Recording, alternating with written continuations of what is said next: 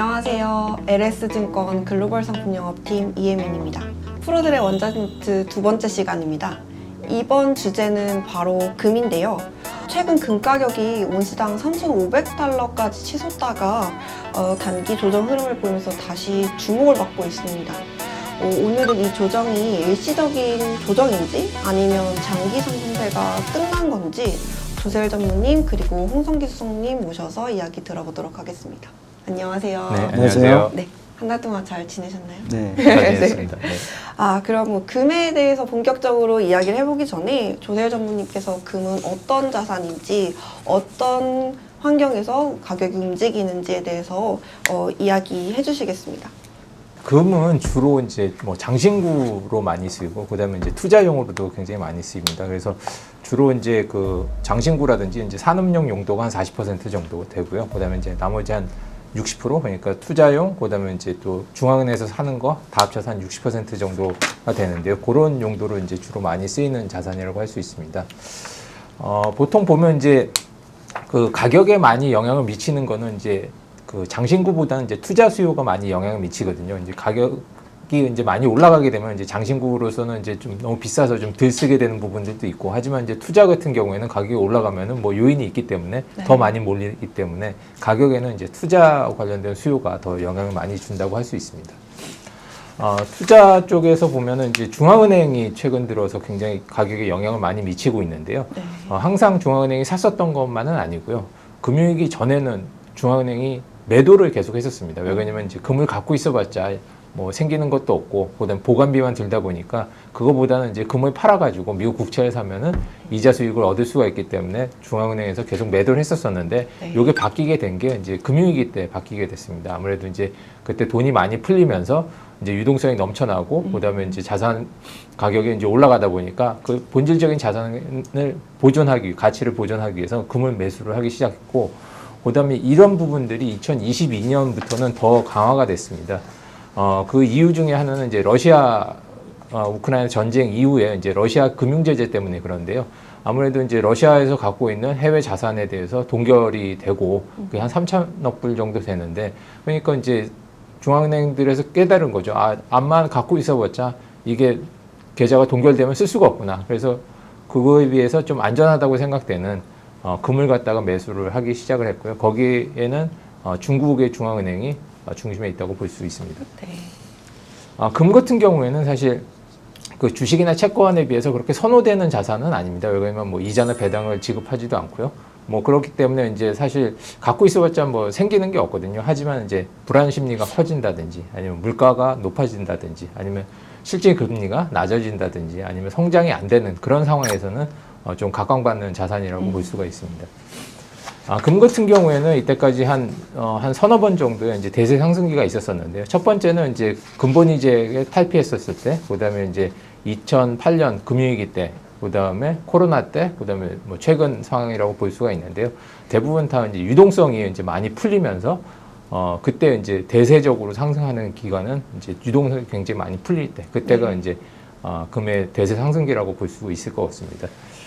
최근 들어서 이제 금 같은 경우는 이제 관전 포인트가 한 2개 정도 있다고 보는데요. 하나는 이제 관세 전쟁이 어떻게 결론이 날까? 두 번째는 이제 달러 자산이 이제 신뢰를 잃고 있는데, 그런 부분이 어떻게 될지를 봐야 될 것 같습니다. 아무래도 이제 관세가 이제 부과가 되면은 이제 물가가 올라가게 되고, 여기에 대해서 이제 인플레이션 우려가 있기 때문에 이제 금 같은 경우에는 이제 호재가 되는데, 최근에 이제 하도 오락가락 하다 보니까 네. 이제 이게 어떻게 결론날에 따라서 이제 방향이 좀 많이 좌우가 될 것 같고요. 그다음에 이제 달러 자산 위기 같은 경우에는 이제 미국 신용 등급도 이제 강등이 됐고, 거기에 대해서 장기채 금리가 5%가 넘어갔거든요. 이제 여기에 대해서는 이제 달러 자산, 그러니까 안전 자산이라고 여기지는 국채가 보면은 이제 좀 위협을 많이 받고 있는 것 같아요. 최근 들어서.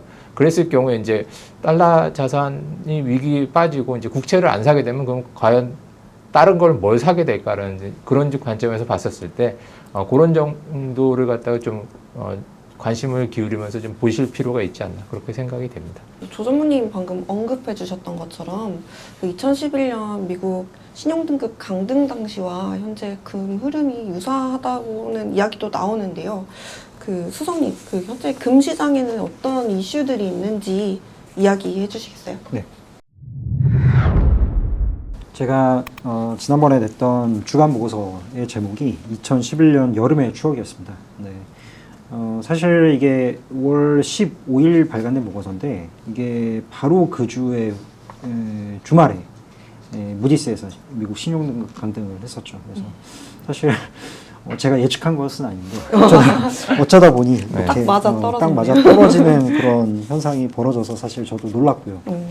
네, 당시에 이제 2011년이라고 하면 처음 S&P가 이제 미국 신용등급 강등을 단행했던 그런 시기였습니다. 근데 당시와 지금이 일부 유사한 점도 있고 그리고 좀 차이점도 있는데 뭐 유사한 점이라고 한다면 이제 미국의 부채에 대해서 시장이 본격적으로 우려하기 시작했다라는 부분이 상당히 유사한 부분입니다. 그래서 2011년 같은 경우에는 이 2008년 금융위기 이후에 미국이 두 번의 양적 완화를 거치면서 계속해서 재정 적자가 팽창하고 그다음에 부채도 팽창하고 대신 뭐 미국 연준에서 이거를 미국 국채를 사주면서 사실 어느 정도 지탱을 했던 그런 상황이었습니다. 그리고 당시 이제 2011년 8월 같은 경우에는 실제로 미국의 이제 부채 한도 문제로 인해서 이게 계속해서 이제 문제가 되면서 미국 부채 한도가 과연 이제 순조롭게 넘어갈 수 있을 것인가. 근데 실제로는 7월 말에 합의가 됐었습니다. 근데 합의가 돼서 일단락 되는 것이 아니냐라고 생각을 했었는데 S&P에서 이제 8월 초에 급작스럽게 신용등급 강등을 했던 그런 상황이었습니다. 근데 상당히 그러니까 유사한 부분은 지금의 최근에 이제 말씀 주셨지만 미국 국채 금리가 또 상승을 하고 있는 부분, 특히 이제 무디스의 등급 강등 이후에도 장기물 금리가 5%를 넘어서면서 상승하는 그런 국면들, 이런 국면들이 미국의 어떤 국채나 이런 안전자산에 대한 의구심이 시장의 기저에 깔려 있는 그런 상황이다. 그렇기 때문에 금 가격이 상당히 이제 상승 압력을 받고 있다라고 평가를 할 수 있을 것 같습니다. 근데 사실 이 자료에서는 무디스 신용 등급 강등 이전에 작성이 된 자료라서 네. 이러한 그 미국 자산에 대한 신뢰성 위기 네. 같은 경우에 단기적으로 이제 금 가격을 급등시킨 이후에 오히려 좀 조정을 겪었다라는 게 사실 원래 초점이었습니다. 그래서 기본적으로 이제 4월 초에 미국에서 상호관세를 부과를 했었고, 그리고 그 이후에 이제 5월 중순에 중국에 대한 관세를 90일 정도 유예를 하지 않았습니까? 그래서 실제로 다시 그러니까 기존의 셀 아메리카의 어떤 그런 기조가 좀 완화가 되는 그런 상황이었습니다. 그래서 금 가격도 4월 말 이후에 오히려 좀 조정세를 나타냈던 부분이고요. 특히 금 가격의 최근의 조정세를 보면은 여러 가지 조짐들이 있었습니다. 이게 보시면 BOA에서 매달 그 서베이를 하는 그런 부분인데 그림 3번을 보시면 2011년 이후에 이 금 가격에 대한 고평가 응답 비율이 사상 최고치를 기록했습니다. 그러니까 지난 5월 초에 서베이고요. 그리고 실제로 과거에 2011년 8월이나 또는 2020년 그리고 지금 현재 같은 경우에 이런 응답치가 최고치를 나타냈을 때 금 가격이 역대 최고치를 찍었다라는 부분입니다. 그래서 실제로 그 3,500불을 상회하던 그 시점이 바로 이 고평가 응답 비율이 최대치를 나타낸 지점이었고, 그래서 그 이후에 좀 조정이 불가피하게 나타났다라는 거고요. 그다음에 아래에 있는 그림 4번이나 그림 5번 같은 경우에도 구글 트렌드를 통한 금 검색 추이가 나타나 있는데, 이 추이도 보시면 4월 20일경 특히 이제 4월 하순쯤이 이 추이의 거의 고점이었다.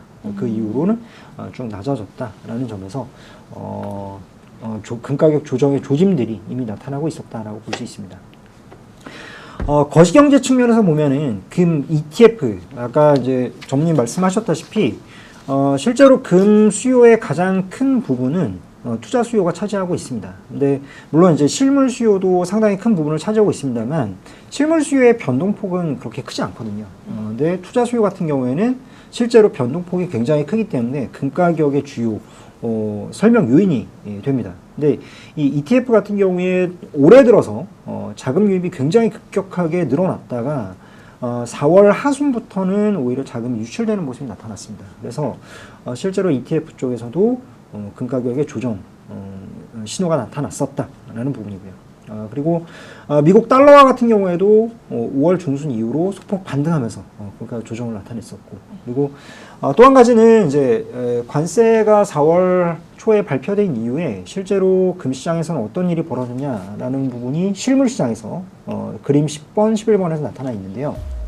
이게 미국의 월간 금 수입 추이입니다. 그래서 실제로 관세 발표 이전까지는 미국으로 금이 급격하게 수입되는 모습이 나타났고요. 네. 오히려 관세 발표 이후로는 미국에서 금이 수출되는 모습이 나타났습니다.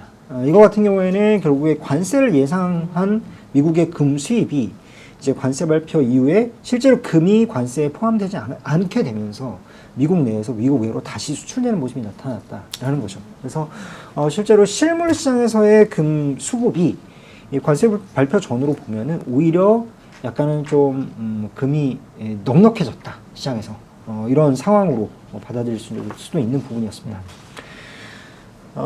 하지만 여전히 이제 장기 상승 모멘텀을 유지를 하고 있다라고 보고 있습니다. 그 이유는 이제 제가 뭐 한 1년 반 전에 보고서를 썼던 보고서 중에 탈달러화라는 보고서를 썼었습니다. 이게 연간 전망 보고서인데 이 탈달러화의 보고서의 초점은 결국 이 중앙은행들, 특히 신흥국 중앙은행들이 아까 말씀하신 러시아 우크라이나 전쟁 이후에 본격적으로 미국 국채에서 탈피해서 금을 매수하기 시작했다라는 부분입니다. 그래서 이런 그 신흥국 중앙은행의 금 매입이 러시아 우크라이나 전쟁 이전에 뭐 한 450톤 연간 그 정도 수준에서 지금 연간 1000톤 이상씩 매년 발생을 하고 있습니다. 이게 전체 금 수요의 한 거의 20%를 차지하는 비중이고요.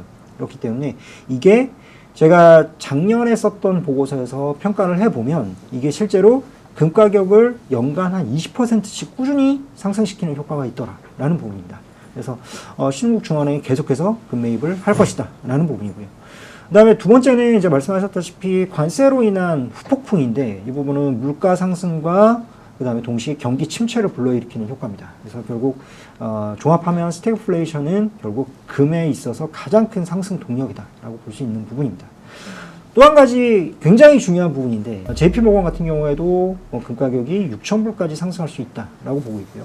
뭐 제퍼리 같은 경우에는 뭐 6,500불 얘기하고 있고, 뭐 골드만삭스는 단기간에 한 6개월 이내에 4,000불까지 올라갈 수 있다라는 전망을 하고 있죠.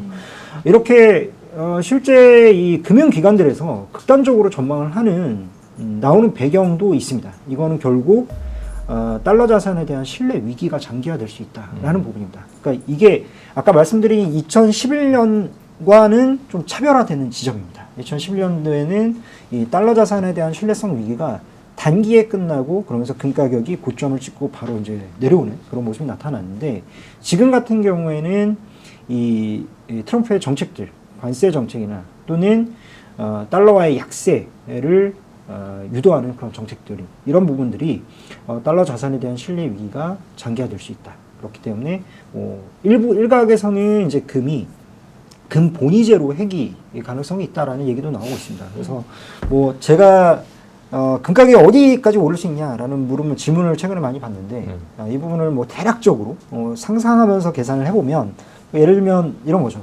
미국의 전체 부채 규모가 37조 달러 정도다. 근데 이 부분을 이제 금의 시가총액과 환산을 해보면 뭐 지금으로부터 약 한 50% 정도 추가 상승 여력이 있더라. 뭐 이런 식으로 얘기를 하고 있습니다. 그래서 이런 장기적인 상승 모멘텀은 여전히 살아있기 때문에 이런 단기 조정을 이용해서 50% 올라가면 한 5,000불 되는 건가요? 맞습니다. 네.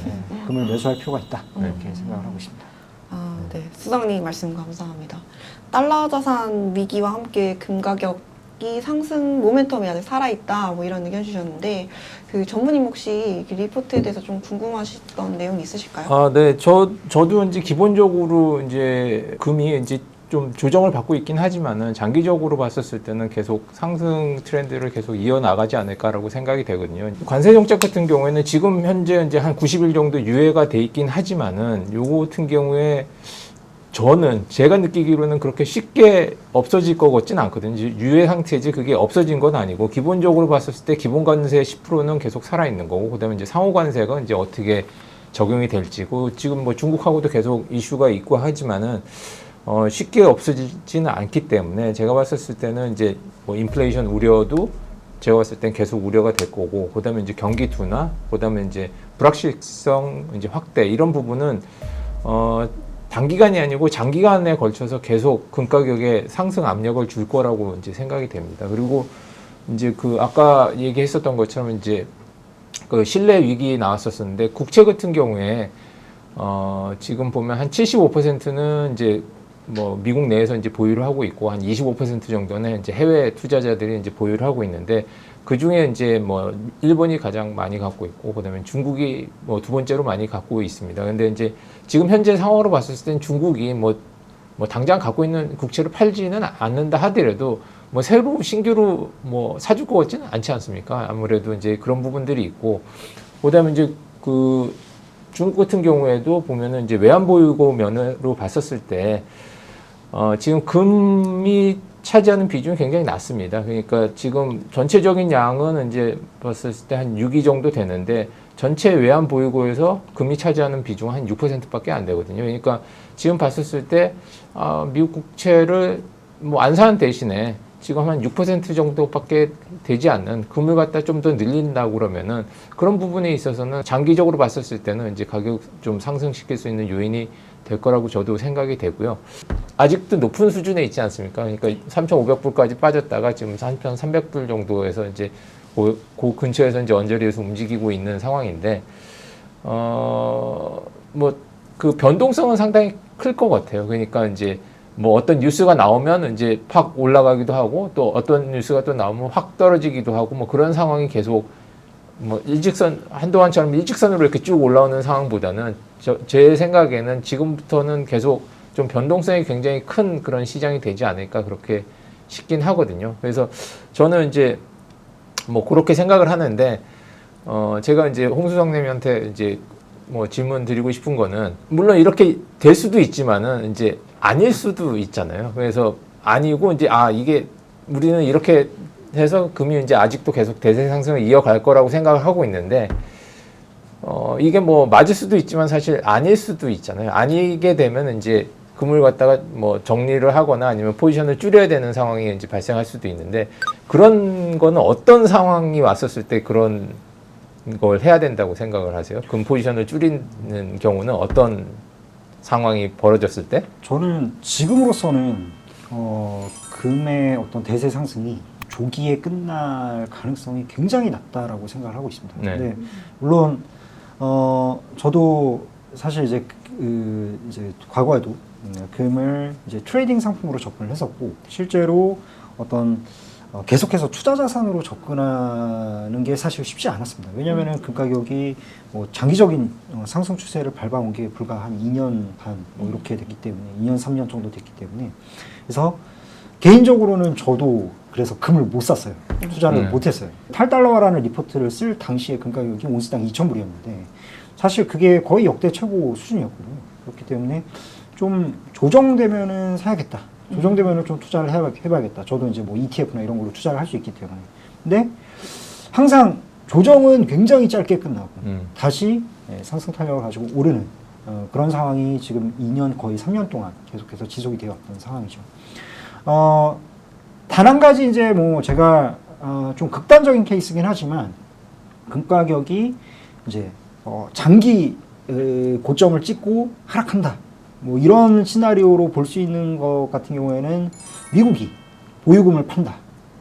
이런 뉴스가 나온다라고 하면은 이게 장기 이 상승 추세가 끝날 수 있지 않을까라고 생각을 하고 있습니다. 근데 뭐 제가 작년 연말에 전망했던 리포트 중에 약간 그런 부분에 대해서 언급을 해놓긴 했습니다. 미국이 이제 비트코인이나 이런 부분에 대한 준비 자산화를 통해서 오히려 금에 대해서는 이 보유금을 매각할 수 있다라는 얘기가 사실 루머가 있었거든요. 근데 이게 현실화될 경우에는 금의 대세 상승기가 끝날 수도 있겠다라는 생각을 했었는데 지금의 트럼프 정부의 어떤 여러 가지 정책들이나 이런 구성들을 보면은 미국 정부에서 보유한 8,100톤 정도의 금을 매각할 가능성은 거의 없지 않나 이렇게 보고 있는 그런 상황입니다. 그러면 이제 투자자 입장에서 금 시장을 어떻게 투자를 해야 되는지 간단히 의견을 한번 들어볼 수 있을까요? 금은 이제 단순히 이제 단기적인 매매 차익을 보고 투자하는 상품이라기보다는 이제 자기가 갖고 있는 포트폴리오, 자산 포트폴리오를 갖다가 프로텍션하는 그런 자산이라고 생각을 하거든요. 그러니까 제가 봤을 땐 금 투자해가지고 뭐 올라갈 것 같으면 사고 빠질 것 같으면 팔고 뭐 이렇게 해가지고 자산을 늘린다기보다는 제가 봤을 때 기본적인 투자는 뭐 주식이나 채권이나 뭐 이런 전통적인 이제 자산을 가지고 이제 거기다 투자를 하면서 금 같은 경우에는 일정 부분은 이제 뭐 보험 성격으로 이제 갖고 가는 게 맞다고 생각을 하거든요. 그러니까 제가 생각했을 때는 갖고 있는 자산의 뭐 한 10%에서 한 20% 정도 선에서 이제 이걸 갖다 갖고 있으면은 다른 아까 말씀해 주신 그런 상황이 발생하게 되면 사실 주식이나 채권 같은 경우에 다 동반은 물론 이제 금도 빠지기도 합니다. 그러니까 금융위기 때도 이제 빠지긴 하지만은 금 같은 경우에는 거기에 비해서는 좀 덜 빠지는 경향이 있거든요. 그래서 저 같은 경우는 이제 금을 그런 상황에서는 금을 팔아가지고 더 빠져 있는 상품을 이제 사면 되니까 제가 봤었을 때는 이제 어느 정도 자산을 프로텍션할 수 있는 그런 상품이라고 생각이 되기 때문에 저는 이제 뭐 단순히 올라가면 저거 한다기보다는 지금 상황에서 이제 조정을 받을 때마다 좀씩 이제 포지션을 갖다가 좀 늘려 나가는 게 좋지 않을까. 그러니까 올라가는 걸 갖다가 뭐 따라 올라가면서 이제 계속 뭐 최고치에서 그냥 계속 산다기보다는 저는 이제 지금 상황에서는 뉴스에 따라 가지고 굉장히 변동이 크기 때문에 어느 정도 이제 뭐 자기가 생각하는 레벨을 정해놓고 거기에 오면 이제 좀 매수를 좀 늘리고 이제 좀 뭐 너무 높게 올라가고 있으면 좀 기다렸다가 이제 또 뭐 좀 어느 정도 레벨로 다시 다운이 되면 그때 좀 사는 그런 식으로 이제 접근을 하는 게 좋지 않을까 저는 생각을 합니다. 수장님 의견은 어떠신가요? 네, 실제로 저는 금 투자에는 실패한. 네. 뭐 저는 실질적으로 좀 금을 좀 갖고 있긴 하거든요. 네. 기본적으로 그 투자 자산 대체로 이제 투자 자산에서 보통 금의 보유 비중이 한 4% 내외 정도라고 하더라고요. 근데 실제로 이 비중이 저는 한 5에서 10%까지 이제 올려야 한다라고 생각을 하고 있습니다. 그러니까 지금 같은 환경에서 매크로 환경에서는 이렇게 비중을 올려야 된다라고 생각을 하고 있고, 다만 좀 기술적으로 제가 말씀을 드리면 최근에 한 2, 3년 동안 금 가격이 이제 대세 상승기에 있었을 때 조정 국면에서 실제 조정폭이 10%를 넘은 적이 거의 없습니다. 그래서 실제로 이제 조정폭이 한 5에서 10% 사이에 이 저가 매수할 수 있는 기회가 보통 온다라고 생각을 하고 있습니다. 네. 그래서 그 정도의 조정폭, 한 5% 이상의 조정폭에서는 저가 매수를 통해서 금 보유 비중을 조금씩 늘려나가는 게 투자에 있어서는 유리하지 않을까라고 생각을 하고 있습니다. 네. 오늘은 금 시장의 급등과 조정 흐름 그리고 장기적인 투자 전략까지 짚어봤습니다. 금은 위기의 자산이기도 하지만 기회의 자산이기도 하죠. 오늘 이 시간의 내용으로 단기 조정에 흔들리기보다는 금의 역할과 펀더멘탈을 다시 한번 살펴보는 기회가 되셨으면 좋겠습니다. 프로들의 원자재 노트 다음 시간에 다른 원자재로 찾아뵙겠습니다. 시청해주셔서 감사합니다. 감사합니다.